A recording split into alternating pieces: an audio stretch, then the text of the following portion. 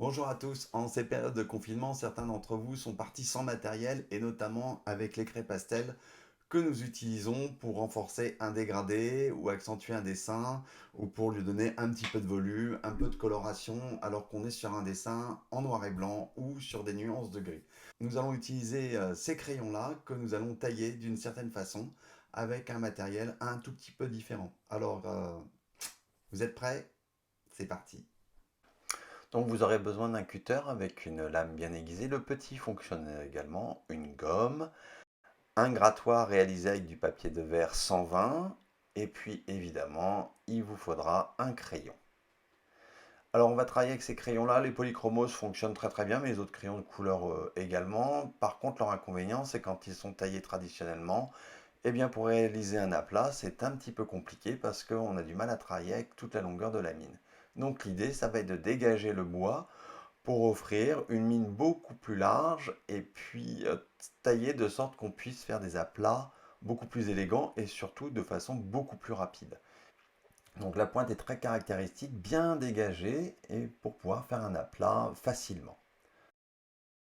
Donc avant tout, je prépare mon plan de travail pour récupérer les épluchures du crayon. Je prends une feuille de brouillon que je plie pour pouvoir faire un petit réceptacle que je place sous ma zone de travail et mon grattoir, de sorte que les épluchures puissent tomber dedans et que je puisse les récupérer facilement. Je vais utiliser le cutter et je vais tailler le bois en partant de l'intérieur du crayon vers l'extérieur, vers le bout de la mine en fait, en rasant au plus près la mine et en la dégageant petit à petit.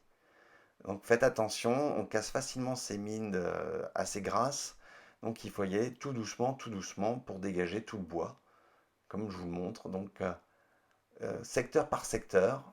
Et faites attention d'avoir une lame très très aiguisée, toute neuve, hein. Voilà, le dernier bout de bois vient de tomber et je vais maintenant pouvoir former la mine avec un papier de verre 80. On peut directement attaquer avec du 120. Le 80 permet de gagner un petit peu de temps. Il faut surtout bien mettre le crayon avec un angle d'à peu près 5-10 degrés pour pouvoir avoir une mine bien formée et bien homogène. Voilà qui est fait et je vais pouvoir maintenant travailler. Pour ça, il y a deux techniques, une qui est assez traditionnelle et vous connaissez, qui consiste à faire des allers-retours droite-gauche avec le crayon très très incliné. Vous verrez que la place se fait beaucoup plus facilement. Donc grosse surprise. Donc j'accélère un petit peu le mouvement, mais c'est uniquement la vidéo. Et toujours de droite à gauche, je remonte, je redescends, je remonte jusqu'à obtenir le dégradé qui m'intéresse. Une autre technique consiste à pratiquer des petits ronds, des petits mouvements circulaires les uns derrière les autres pour obtenir ce même dégradé. Ça peut être intéressant quand vous avez des formes compliquées à remplir au lieu des grands aplats. Donc là, la mine permet aussi ce travail et d'obtenir ce dégradé. C'est un petit peu plus long à obtenir, mais gardez bien cette technique pour les endroits un petit peu compliqués, avec des formes un peu compliquées. Bon, avec l'utilisation de cache et une gomme de chaque côté de votre dégradé, voilà, pensez à retourner vos dessins. On n'est pas obligé de rester toujours droit comme au Beaux-Arts. Un petit coup de gomme et on va récupérer des bords bien tranchés pour notre dégradé. Petite astuce. Bon, maintenant que vous avez fait vos dégradés, que vous êtes entraîné, eh bien il va falloir faire la même chose sur votre dessin. On part avec le crayon bien à plat sur le coin orienté côté utilisateur qui sera le plus foncé, celui sur lequel il y a le plus de pigments.